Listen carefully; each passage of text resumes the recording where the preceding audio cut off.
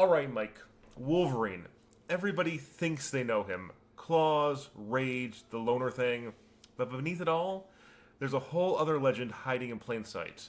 Today we're going to hit you with the wildest Wolverine facts even die-hard fans forget.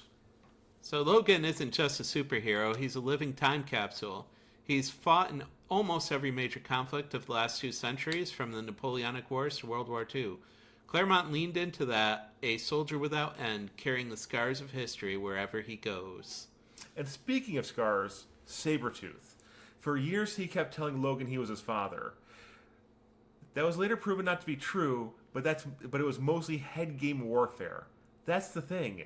The damage isn't physical, it's emotional.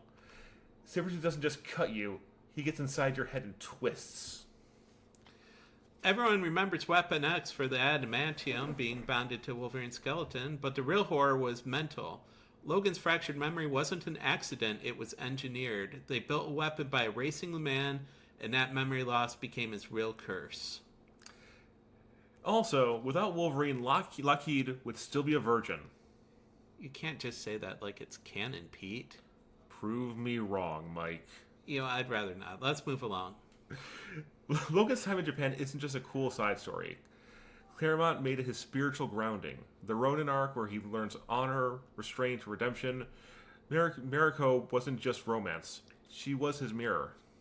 And here's one of the wildest what-ifs. Claremont once wanted Kitty Pryde to walk into the kitchen, see Logan reading the paper, then find he'd killed her because she smelled wrong. The point wasn't shock, it was to remind us how dangerous Logan really is, even to people he loves. Now here's the side most people miss. Wolverine as a mentor. Beside Kitty, Jubilee, and Armor, he's trained an entire generation.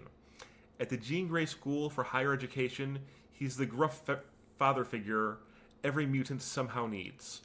He helped Rogue fight through her identity issues, taught X-23 survival and restraint, pushed Nightcrawler to ditch the image inducer and face the world as himself, and coached Colossus on keeping his strength under control. For all his rough edges, that mentorship might really be Logan's greatest legacy.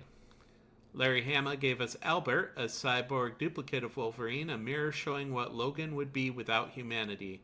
It's pure 90s madness, but it's also a sharp commentary on who Wolverine really is when you strip everything else away. And that's the thing, Wolverine's not a caricature of toughness. He's a tragic figure, a man cursed to live, haunted by every person he couldn't save. That's what keeps him human, even when he's more animal than man. So there you have it, Pete. Claws, rage, tragedy, and heart. Logan's not just a character, he's a century of stories wrapped in one very tired man. And that's why he still works, because he never really stops fighting.